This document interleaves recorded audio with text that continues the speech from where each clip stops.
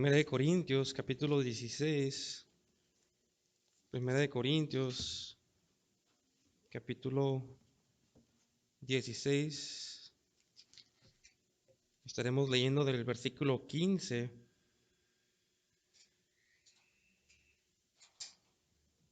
al 24.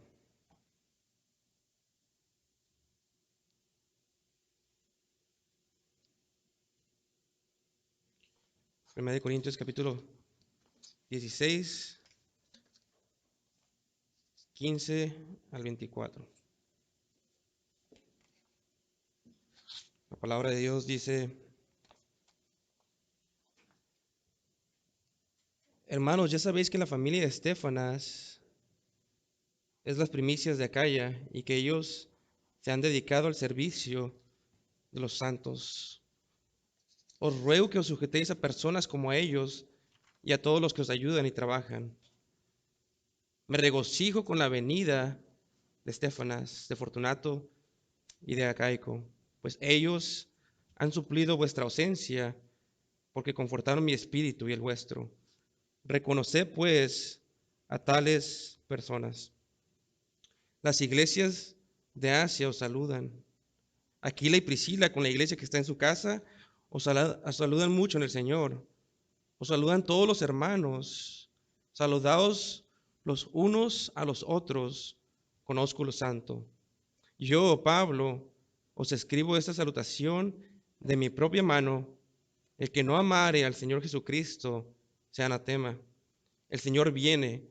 La gracia del Señor Jesucristo esté con vosotros. Mi amor en Cristo Jesús esté con todos vosotros. Amén. Vayamos al Señor una palabra de oración.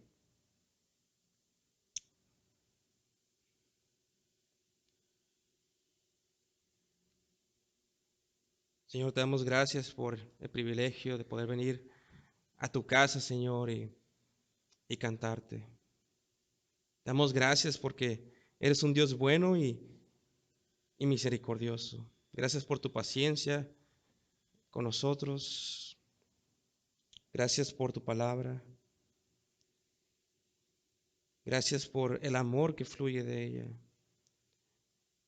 Gracias por el Espíritu Santo que nos lleva el mensaje a nuestro corazón, Señor. Te pido que esta tarde, Señor, veamos a Cristo con un afecto más que el que tuvimos antes de la predicación. Lo pedimos en el precioso nombre de Cristo Jesús. Amén. En febrero 2 del 2019 iniciamos nuestra serie de la primera carta de los Corintios. Ha pasado 1 año y medio y desde ese día y por la gracia de Dios hoy terminamos esa serie. Y como forma de introducción a este último sermón de esa serie, me gustaría preguntarles, ¿cómo demuestras tu amor a la iglesia local? ¿Cómo demuestras tú el amor a tu iglesia local? Ya hemos escuchado mucho de lo que es y lo que no es este amor, pero hoy veremos cómo se demuestra este amor de maneras prácticas en la iglesia. La última vez que estuvimos en Corintio, Pablo había exhortado a los corintios a velar como soldados en un campo de guerra espiritual. Pablo le dijo en 1 Corintios 16:13, velad, estad firmes en la fe, portados varonilmente y esforzados. Y en su última exhortación les llamó a hacer todas las cosas guiadas por un amor sacrificial. Un amor que tanto le hacía falta en una iglesia colmada de divisiones por el orgullo de sus miembros. En 1 Corintios 16, versículo 14 dice, todas vuestras cosas sean hechas con amor. Hoy veremos las últimas palabras de Pablo y estudiaremos cómo de estas palabras fluye en este último versículo el amor que mencionó. Todas vuestras cosas sean hechas con amor. La primera observación que queremos hacer en nuestro pasaje, en el versículo 15, es el amor en servicio. El amor en servicio. Versículo 15 dice, hermanos, ya sabéis que la familia de Estéfanas es las primicias de Acaya y que ellos se han dedicado al servicio de los santos. Recientemente He recibido distintas llamadas telefónicas, específicamente de dos familias, que por la gracia de Dios me tocó ministrar de un ministerio anterior.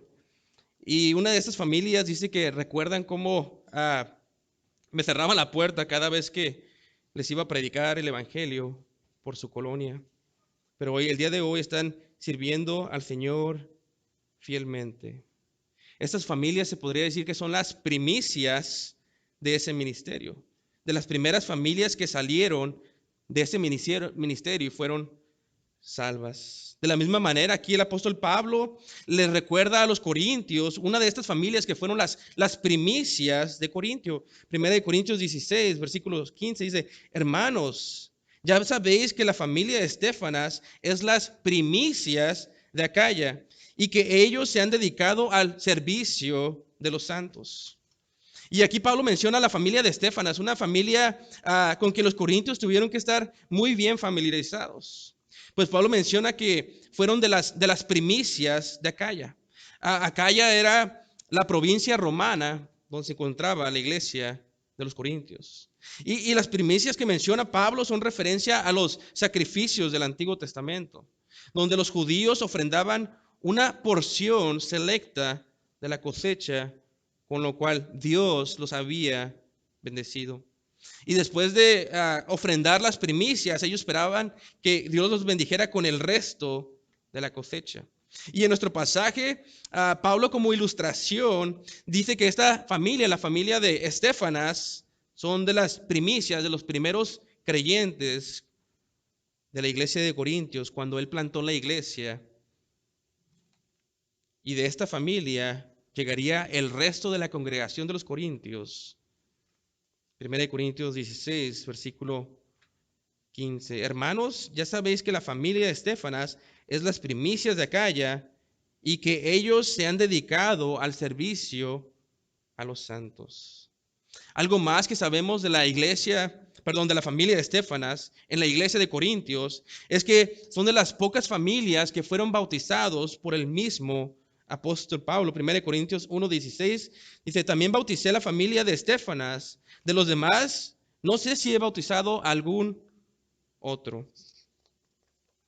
Ahora, si bien recuerdan, el que hayan sido bautizados por el apóstol Pablo no hacía a esta familia más especial, pues no fueron bautizados en el nombre de Pablo, sino en el de Cristo.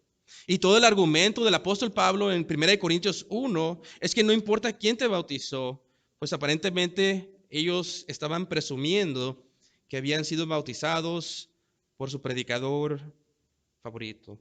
Pero Pablo les dijo que ellos debían de gloriarse en el Señor y no en los hombres. 1 Corintios 1:31, para que, como está escrito, el que se gloría, gloríese en el Señor.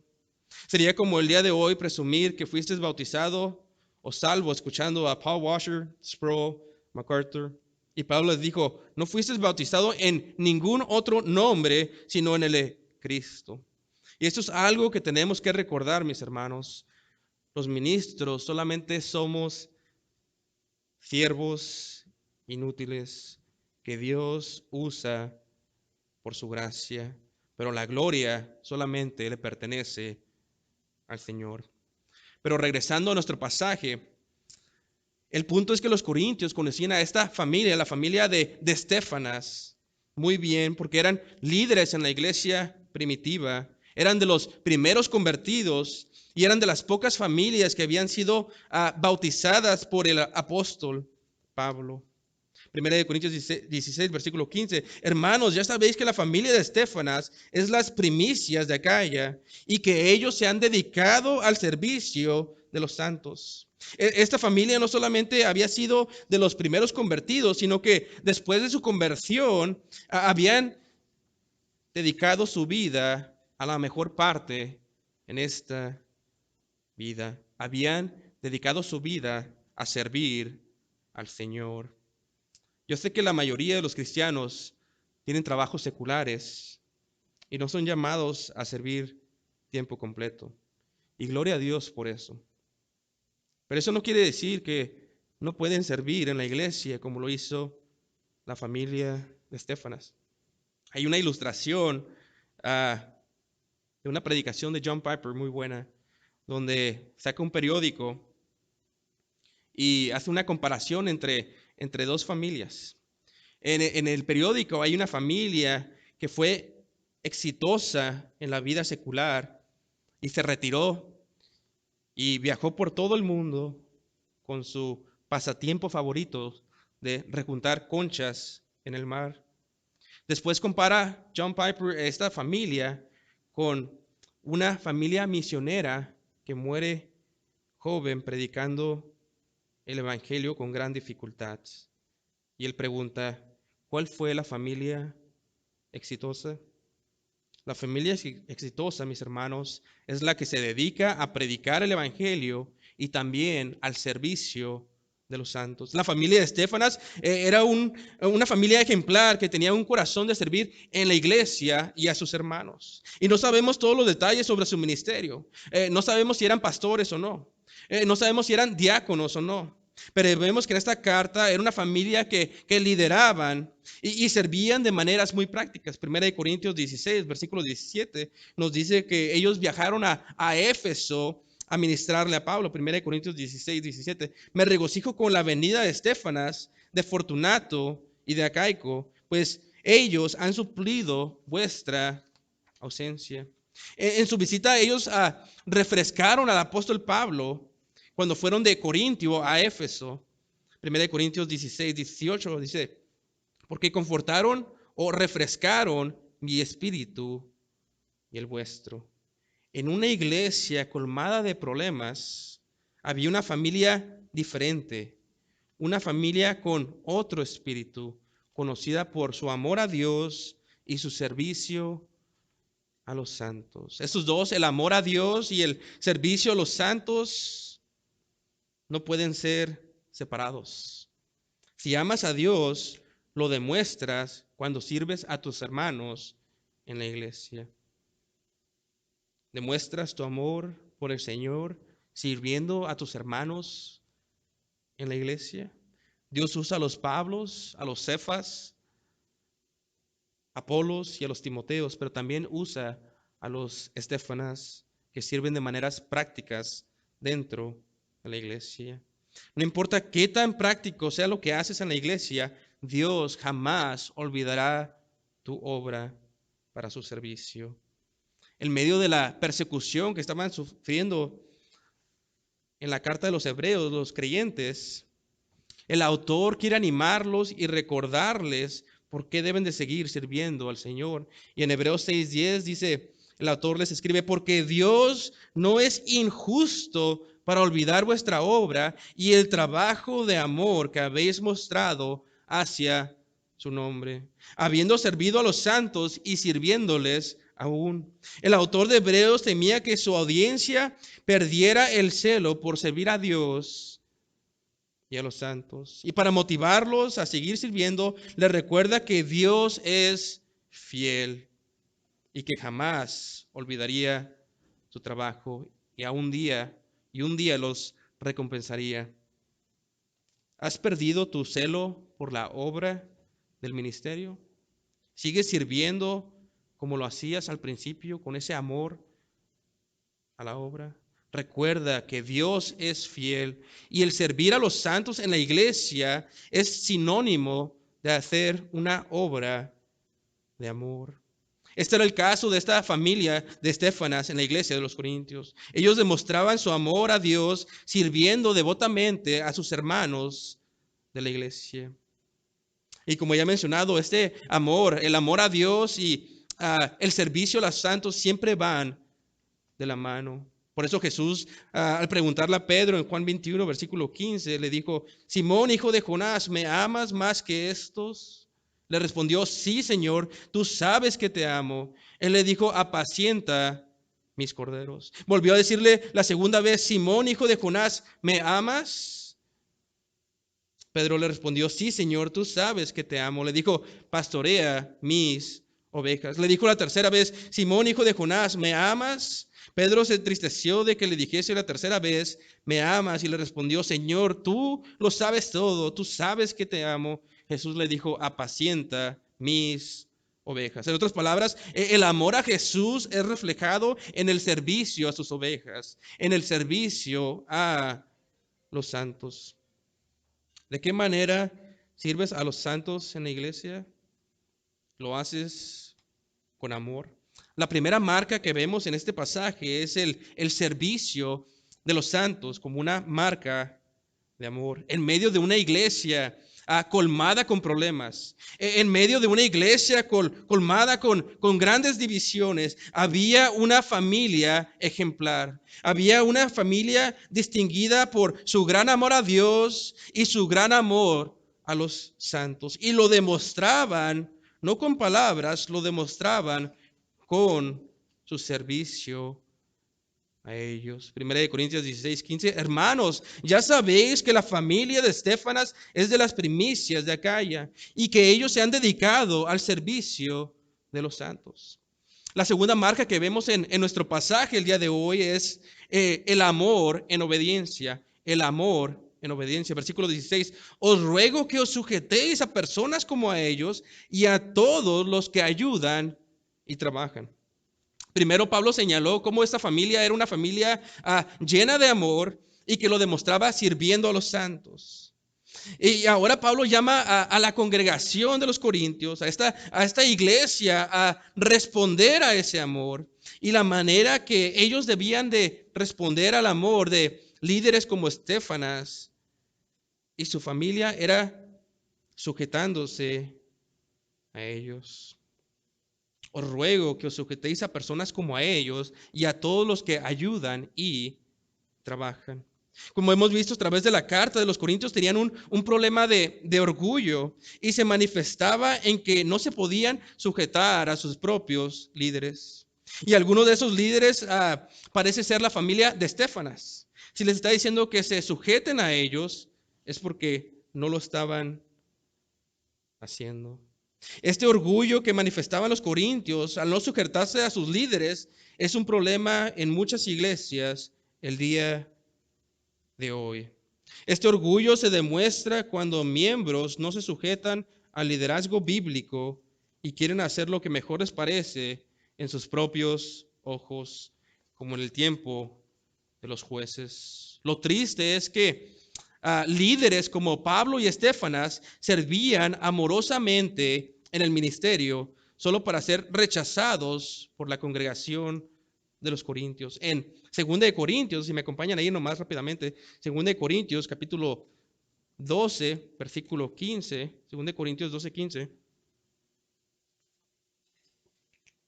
En 2 Corintios los problemas de la iglesia continúan y Pablo les dice las siguientes palabras porque los corintios habían malinterpretado su amor y lo habían tomado como un desprecio. Y en 2 Corintios 12:15 Pablo les dice en la parte final, yo mismo me gastaré del todo por amor de vuestras almas.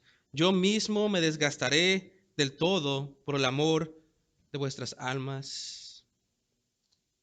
Aunque amándoos más, sea amado menos. La triste paradoja del ministerio es que muchas veces líderes como Pablo y Estéfanas, que tanto aman la obra, sirven y son sacrificialmente, trabajan y devotamente, pero mientras más aman, son amados menos por la congregación. Y Pablo llama a estos corintios orgullosos e inflados de conocimiento, que se creían individualistas, a responder al amor a sus líderes en Corintio, y la manera de hacerlo era sujetándose a ellos en amor. 1 Corintios 16:16, os ruego que os sujetéis a personas como ellos y a todos los que ayudan y trabajan. ¿Te sujetas amorosamente al liderazgo de tu iglesia local? Dios nos llama a en amor sujetarnos a aquellos que sirven devotamente y muestran su amor por la obra. La palabra griega para sujetarse es hipotazo y connota la idea de ponerse a las órdenes de un soldado delante de su superior. La Biblia nos llama a sujetarnos a Dios mismo. Santiago 4:7. Someteos pues a Dios, resistir al diablo y huirá de vosotros. La Biblia nos llama a sujetarnos a nuestros pastores. Hebreos 13:7. Obedeced a vuestros pastores y sujetaos a ellos, porque ellos velan por vuestras almas. La Biblia nos llama a sujetarnos al gobierno. Romanos 13:1. Sométete de toda persona a las autoridades superiores. La Biblia nos llama a las esposas, a las mujeres, a someterse a sus maridos. Efesios 5:24. Así que como la iglesia está sujeta a Cristo, así también las casadas lo estén a sus maridos en todo. La Biblia llama a los siervos a sujetarse a sus amos, que el día de hoy sería como un empleado sujetándose a su jefe. Tito 2:9. Exhorta a los siervos a que se sujeten a sus amos, que agraden en todo, que no sean respondones. La Biblia nos llama a someternos los unos a los otros dentro de la iglesia local. Efesios 5:21. Someteos unos a otros en el temor de Dios. Y muchos de los conflictos dentro de las iglesias se acabarían si los hermanos fueran más humildes y nos sometiéramos en amor los unos a los otros. En la Biblia, alguien que no se somete al liderazgo bíblico o no se somete entre hermanos, entre los unos a los otros, es considerado como resistir a Dios mismo. Me acompañan a 1 de Pedro 5:5, por favor. 1 de Pedro 5:5, y ahí dice: igualmente, jóvenes, estad sujetos a los ancianos. Y en este contexto, Pedro le dice a los jóvenes que respeten a los ancianos. Los ancianos aquí no son personas de mayor edad, sino pastores, aunque usualmente los pastores son personas de más edad. Pero le dice a los jóvenes que se sujeten a los pastores o a los ancianos, porque en esta cultura los jóvenes tendían a ser irreverentes a la autoridad por su inmadurez espiritual. Y luego Pedro dice: y todos sumisos unos a otros, revestidos de humildad. Y luego cita un proverbio que probablemente todos han leído: porque Dios resiste a los soberbios y da gracia a los humildes. El no someterse al liderazgo espiritual es sinónimo, dice Pedro, de la soberbia que Dios resiste. Y el no someterse a tus hermanos es igual a resistir a Dios mismo. Pero el someterse al liderazgo bíblico y a tus hermanos en la iglesia es sinónimo de recibir la gracia que Dios le da a los humildes. Os ruego que os sujetéis, 1 Corintios 16:16. Os ruego que os sujetéis a personas como ellos y a todos los que ayudan y trabajan. Pablo esperaba que los corintios respondieran al amor de estos líderes amorosos y devotos, sujetándose a ellos como soldados listos para recibir órdenes. Pablo ya nos habló del amor que demostró Estéfanas y su familia en su servicio a los santos, el amor en servicio. Pablo nos habló del amor que debían demostrar los corintios al sujetarse a sus líderes, amor en obediencia. Y ahora Pablo nos hablará de un amor que refresca, un amor que refresca. La tercera observación es un amor que refresca. Versículos 17 y 18. Me regocijo con la venida de Estéfanas, de Fortunato y de Acaico, pues ellos han suplido vuestra ausencia, porque confortaron mi espíritu y el vuestro. Reconoced pues a tales personas. La tercera marca de amor descrito en nuestro pasaje es un amor que refresca a nuestros hermanos dentro de la iglesia. No tenemos mucha información sobre estos nombres, Acaico y Fortunato. Lo que sabemos es que Fortunato es latín para afortunado. Y se cree que Fortunato era un esclavo y se cambió el nombre a Fortunato porque fue afortunado de encontrar su libertad. Y Acaico simplemente significa hombre de Acaya. No sabemos si eran parte de la familia de Estéfanas. Lo único que sabemos es que estos hombres viajaron de Corintio a Éfeso a visitar al apóstol Pablo. Y es muy posible que estos hombres hayan sido los que hayan establecido la comunicación entre Pablo y los corintios. Los corintios enviaron a esos hombres a Éfeso y ellos probablemente le reportaron a Pablo los problemas y las preguntas de la vida cristiana que tenían ellos. Y en respuesta a esa carta se cree que Pablo envió la carta que conocemos el día de hoy como Primera de los Corintios. Primera de Corintios 16, 17. Me regocijo con la venida de Estéfanas, de Fortunato y de Caico, pues ellos han suplido vuestra ausencia. Esto de que ellos suplieron su ausencia, no era que le faltaba algo, o no es que le estar reprochando algo a los corintios. No es algo negativo. Parece ser mejor interpretado que estos hombres, como representantes de Corintio, bendicieron a Pablo y como representaban a toda la iglesia, suplieron. Es como si toda la iglesia hubiera suplido las necesidades físicas y espirituales del apóstol Pablo.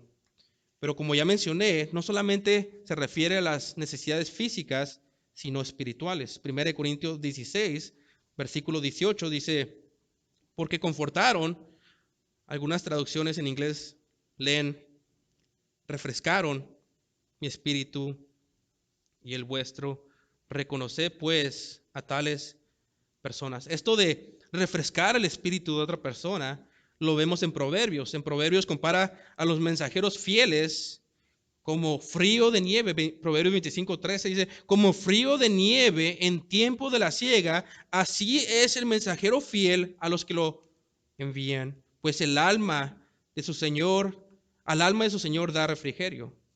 Los que traen buenas noticias de lejos son comparados como un vaso de agua fría para el alma sedienta. Proverbios 25:25, como el agua fría al alma sedienta, así son las buenas nuevas de lejanas tierras. Ahora, en nuestro contexto, en nuestro pasaje, no son buenas noticias las que traen nuestros hombres. Así es que no son las buenas noticias las que refrescaron a Pablo, pues traían un reporte de la iglesia que estaba dividida, una iglesia que estaba en caos espiritual. Pero lo que refrescó al apóstol Pablo es el amor que le mostraron en su venida, su compañerismo y su servicio a la obra. Pablo usa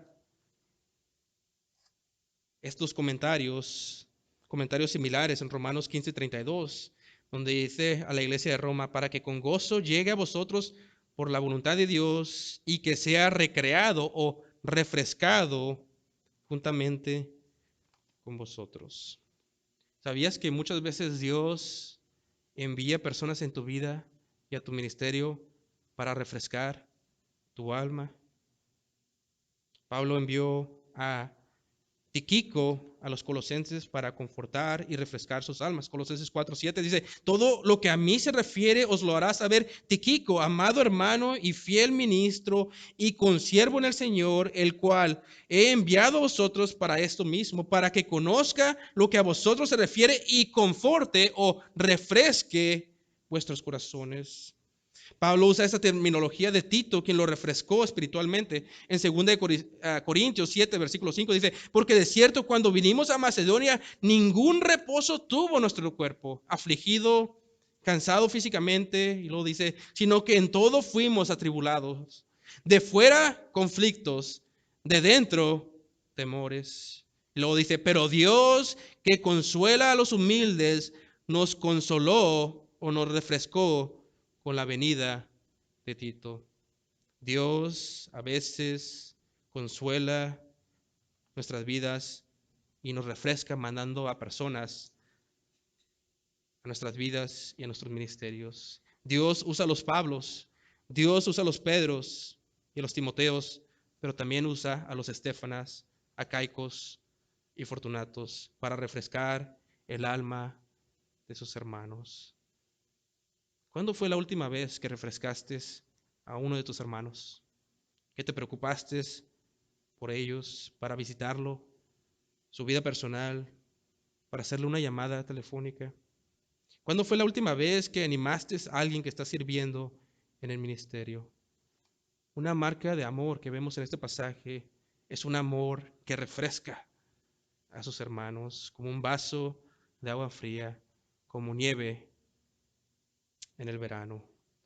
1 Corintios 16, 17, me regocijo con la venida de Estéfanas, de Fortunato y de Acaico, pues ellos han suplido vuestra ausencia, porque confortaron mi espíritu y el vuestro. Reconoced, pues, a tales personas. Estos hermanos, por su servicio a la obra y su amor, eran dignos de ser reconocidos por la iglesia. Y en el griego es un imperativo, es reconozcan a tales personas, es una orden de Dios. Y una manera que debían hacerlo los corintios de reconocer a su liderazgo amoroso era por medio de someterse a su liderazgo espiritual. Ya vimos el amor en el servicio a los santos, el amor en obediencia a la iglesia, al liderazgo bíblico, el amor que refresca a todos. Ahora veremos el amor fraternal. El amor fraternal, versículos 19 al 21. Versículos 19 al 21 dice, las iglesias de Asia os saludan. Aquila y Priscila, con la iglesia que está en su casa, os saludan mucho en el Señor. Os saludan todos los hermanos, saludados los unos a los otros con ósculo santo. Yo, Pablo, os escribo esta salutación de mi propia mano. Aquí vemos a dos cosas. Vemos a los hermanos con que los corintios están familiarizados, a Aquila y a Priscila. Y ellos los conocían, los corintios, porque ellos estaban presentes cuando Pablo plantó la obra en Hechos 18, versículos 2 y 3. Dice, y halló un judío llamado Aquila, natural de Pontio, recién venido de Italia, con Priscila su mujer, por cuanto Claudio había mandado que todos los judíos saliesen de Roma, fue a ellos y como era del mismo oficio, se quedó con ellos y trabajaban juntos, pues el oficio de ellos era hacer tiendas. Y como Pablo estuvo presente cuando se encontró con Aquilas y eran del mismo oficio, ellos tuvieron que estar muy bien familiarizados con Priscila y Aquila. Y lo que vemos aquí en estos saludos es un amor fraternal, un amor que se nota en nuestro convivio entre hermanos, un amor práctico, un amor visible. Quiero que noten el versículo 20, donde dice, os saludan todos los hermanos, saludaos los unos a los otros con ósculo santo. La Biblia de las Américas dice, todos los hermanos os saludan, saludaos los unos a los otros con beso santo. Esta era un saludo cultural de esos tiempos. Era una muestra de amor santo, sin mancha, que había entre hermanos de la iglesia. En 1 de Pedro 5:14, la Biblia de las Américas lee, saludaos unos a otros con un beso de amor fraternal, un beso de amor fraternal. Y aunque el beso es cultural, podemos aprender mucho sobre cómo debemos de tratarnos entre hermanos, con gran amor y gran aprecio. Todas las iglesias tienen algún tipo de cultura para mostrar su afecto y su amor los unos con los otros. Hay ciertas iglesias que el día de hoy todavía saludan con un ósculo santo, con un beso santo. En algunas iglesias se abrazan, otras se van abrazos de lado. En algunas iglesias los hermanos se saludan con un beso. La mayoría se saluda de mano. Otros levantan la mano para saludar y otros hermanos más tímidos, como yo, siempre estamos perdidos en los saludos. Pero lo que podemos aprender es un grupo de personas de toda cultura, de diferentes edades, de diferentes trasfondos socioeconómicos, de diferentes países, unidos mediante el amor de una cruz. Y este amor de la cruz que fluye a la congregación de maneras que debe de ser visible en nuestro trato entre los unos y los otros. Y quiero que noten, dice, os Saludan todos los hermanos, saludados los unos a los otros con ósculo, ¿qué? Santo. Debe de haber una pureza en nuestro trato los unos con los otros. Una pureza que refleja nuestra identidad en Cristo. Versículo 21. Yo, Pablo, os escribo esta salutación de mi propia mano. El que no amare al Señor Jesucristo sea anatema. El Señor viene. Aquí el versículo 21, yo, Pablo, os escribo esta salutación de mi propia mano, es porque Pablo no siempre escribía toda la carta. Por ejemplo, en Romanos 16, 22 dice, yo, Tercio, que escribí la epístola, os saludo en el Señor. Aquí tenemos a un hombre llamado Tercio, quien era el secretario y escribió la epístola de Romanos. Y Pablo solamente agregó el saludo final. Y el saludo final era para hacer auténtico la carta que provenía del mismo apóstol Pablo. Era un sello apostólico, un sello para confirmar que no era uno de los más falsos maestros que circulaban en el área. Así es que en nuestro pasaje dice, yo, Pablo, os escribo esta salutación de mi propia mano. Segunda de Tesalonicenses 3:17 dice, las salutaciones de mi propia mano de Pablo, que es el signo de toda carta mía, así escribo. Ese es el signo para autenticar, para hacerla auténtico, que eso es una carta que verdaderamente vino de un apóstol enviado del Señor Jesucristo. Y este parece ser el caso de nuestra carta. 1 Corintios probablemente fue dictada y fue escrita por otra persona, pero Pablo agregó su sello al final con su saludo. Ya vimos el amor en servicio, el amor en obediencia al sujetarse a los liderazgo bíblico. Ya vimos el amor que refresca a sus hermanos. Ya vimos el amor fraternal y santo que debe haber los unos con los otros dentro de la iglesia. Y finalmente veremos el amor que más debe de importar en nuestras vidas. El amor del cual fluye todo quien somos. El amor por Cristo. En el versículo 22, noten lo que dice. El que no amare al Señor Jesucristo sea anatema. La última marca de amor es el amor por la persona más bella de todo el universo. El amor por la persona más gloriosa en este mundo, en este siglo y en el venidero. El amor por el Señor Jesucristo. En la semana estaba viendo una escena muy bella, las olas en el mar y las estrellas. Y cómo me recordó a Isaías, cómo llegaban las olas hasta el límite que Dios le ponía. Y fui asombrado verdaderamente por lo bello que es la creación de Dios. Y después de meditar en eso, recordé que es más bello Jesús, más bello que esas olas del mar en la noche, más bello que el sol, la luna y las estrellas, y más glorioso en su obra sacrificial en la cruz del Calvario. Por lo tanto, nuestro pasaje pone algo negativo, Pablo. Dice, el que no amare al Señor Jesucristo sea anatema. El que no amare al Señor Jesucristo sea maldito. Hay una maldición para la persona que no vea y no aprecie a la persona más bella del universo. Si te fueran a preguntar cuál es el pecado más grande que existe, ¿qué dirías? Bueno, el mandamiento más grande en Mateo 22:37 es: amarás al Señor tu Dios con todo tu corazón y con toda tu alma y con toda tu mente. Entonces podemos deducir que el no amar a Dios es el pecado más grande que existe. Porque el no amar a Dios, el pecar, es sinónimo de odiar a Dios. Cada acto pecaminoso es un acto de odio en contra de Jesús. El pecado más grande es no amar a Cristo. 1 Corintios 16, 22.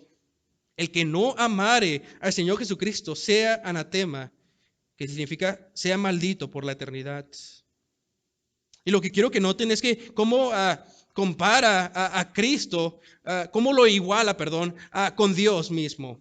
El que no ama a Cristo es igual a tener una condena, es sinónimo de tener una condena de maldición en el infierno eternamente, porque Cristo es Dios y la persona más bella y gloriosa en todo el universo. Salmos 2:12 dice, honrad al Hijo para que no se enoje y perezcáis en el camino. Pero lo increíble de esta maldición que está escribiendo es que está dirigida a una iglesia de cristianos. Pablo le está diciendo a una iglesia con miembros cristianos, le está diciendo, el que no ama al Señor dentro de su iglesia sea maldito.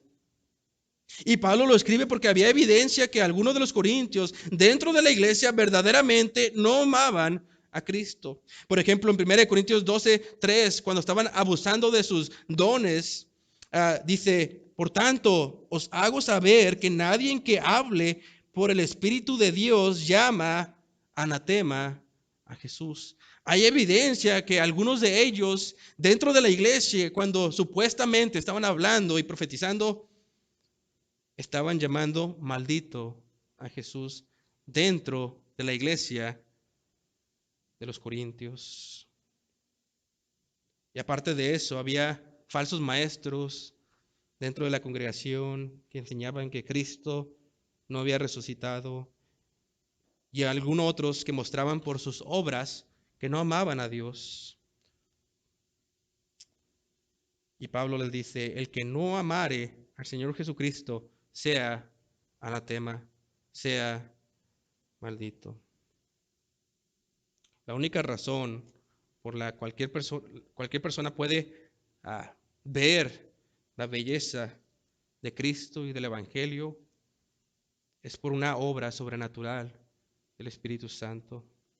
1 Corintios 12:3, después de decir esto, dice, por tanto, os hago saber que nadie que hable por el Espíritu de Dios llama anatema a Jesús, y nadie puede llamar a Jesús Señor sino por el Espíritu Santo. Nadie puede llamar a Jesús Señor sino por el Espíritu Santo. La única razón por que alguien puede amar a Cristo es porque Él nos amó primero. Primera de Juan 4:19. Nosotros le amamos a Él porque Él nos amó primero. Y una persona que llega a conocer esta verdad, cuando mira el sacrificio de Cristo en la cruz y el Espíritu Santo le abre los ojos, empieza a ver la bella cruz como nunca antes. Empieza a ver la bella cruz más bella que el mar. Empieza a ver esa cruz más bella que las estrellas. Empieza a ver esa cruz más bella que el sol. Empieza a ver esa cruz más bella que las flores. Y empieza a deleitarse en la persona y en la obra de Cristo como nunca antes, cuando en su pasado odiaba la cruz y pecaba, mostrando su odio por la persona más bella, Cristo Jesús. Pero cuando el Espíritu Santo nos quita el velo de nuestros ojos y podemos ver la cruz, es porque sabemos que Él nos amó primero. Primera de Juan 4:10 nos dice lo que empezamos a apreciar. En esto consiste el amor, no en que nosotros hayamos amado a Dios, sino en que Él nos amó a nosotros y envió a su Hijo en propiciación por nuestros pecados. Y cuando nos arrepentimos, porque el Espíritu obra en nuestros corazones, empezamos a ver el reino de Dios y somos sellados por el amor de Dios en nuestros corazones. Romanos 5:5, porque el amor de Dios ha sido derramado en nuestros corazones por el Espíritu Santo que nos fue dado. Y en Romanos 8:16 nos dice que ese mismo Espíritu Santo da testimonio en nuestros corazones de que somos hijos de Dios. Algo increíble, algo sobrenatural. ¿Has experimentado este amor por Jesús? Tienes el testimonio interno del Espíritu Santo. Ha sido derramado el amor del Espíritu Santo en tu corazón. Ahora aprecias la persona de Jesús. Ahora aprecias la obra de Cristo. Si no es así, no hay amor bíblico en ti.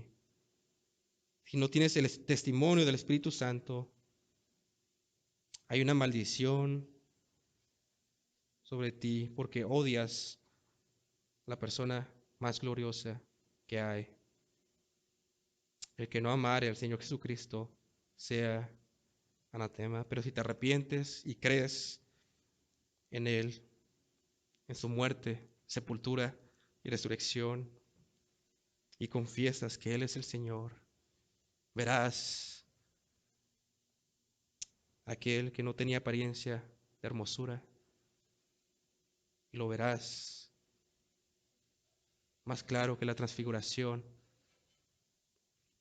Verás la gloria de la crucifixión, la gloria de cuando fue crucificado el Rey de gloria. Mirarás el amor de Dios, será derramado en tu corazón, te será dado el Espíritu Santo, y tu pecado será más limpio que la nieve. Si crees hoy en aquel el que no justifica a los buenos, sino a los impíos, y probarás la benignidad de Dios. El que no amare al Señor Jesucristo sea anatema. Después la última frase dice, el Señor viene, el Señor viene. Esta última frase, literalmente en algunas traducciones, viene como Maranata. Es una oración de los tiempos antiguos, que significa Señor ven. Por eso nuestra traducción simplemente dice, es una oración aramea, y en nuestras traducciones dice Señor ven, pero en algunas traducciones dice Maranata, una oración que dice Señor ven. El que verdaderamente ha nacido de nuevo puede orar Señor ven, porque ama la aparición inminente de Cristo en el cielo y sabe que este mundo no es su hogar. Señor ven. Esto es una bendición para los creyentes, pero es un verdadero terror para los incrédulos. Pablo pronunció una maldición eterna sobre el que no amara a Cristo, pero al que ya ha experimentado la gracia y la misericordia de Dios, pronuncia una bendición. El versículo 23 dice, la gracia del Señor Jesucristo esté con vosotros. La gracia, el cariz, el regalo y el favor inmerecido de Dios sea sobre todos aquellos que han puesto sus ojos en Jesús, todos aquellos que han creído en su nombre. En una iglesia que existía tantos problemas, en una iglesia que existía tantas divisiones, Pablo empezó predicando a Cristo y a este crucificado, y termina en la gloriosa doctrina de la resurrección. En una iglesia colmada de caos, Pablo les dice, miren a la cruz, y pronuncia una maldición sobre todo aquel que no ve la gloria y la hermosura de Cristo. Y les dice que sean anatema. Pero sobre todo creyente pronuncia una bendición eterna. La gracia de Dios, que es más profunda que el mar. Dice, la gracia del Señor Jesucristo esté con vosotros. El favor inmerecido de Jesús esté con ustedes, iglesia, con los verdaderos creyentes. Una gracia que nadie te puede sacar de Él, que ni el cielo ni el infierno te pueden separar de Él. Una gracia verdadera, la gracia abundante de Dios, que cuando el pecado abundó, la gracia sobreabundó. En la iglesia más pecaminosa del Nuevo Testamento, Pablo dice, la gracia del Señor Jesucristo esté con vosotros. Y esta es una realidad para los creyentes en este momento, el día de hoy, ayer, hoy y futuro. La gracia de Dios que nos salvó en el pasado, nos salva hoy. Y el mismo Dios que nos salvó de nuestros pecados, si nos salvó entonces, cuando éramos enemigos de Dios, estábamos en enemistad con Dios, estábamos perdidos y lo odiábamos y despreciábamos a su Hijo. Cuando nos salvó entonces, entonces y lo mandó a él con el precio tan grande de Cristo Jesús y lo mandó despreciado y cargó nuestros pecados y lo maldijo a él lo hizo anatema para que nosotros podamos probar la bendición de Dios, la gracia infinita de Dios. Si lo hizo entonces, lo hace hoy y lo hará en el futuro.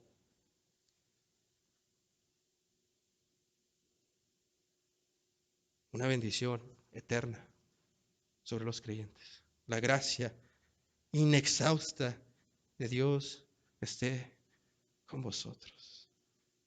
La gracia, el cáliz de Dios.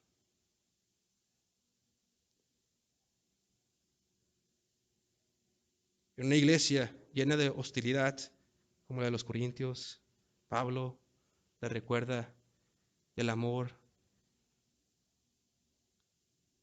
que guía nuestras vidas.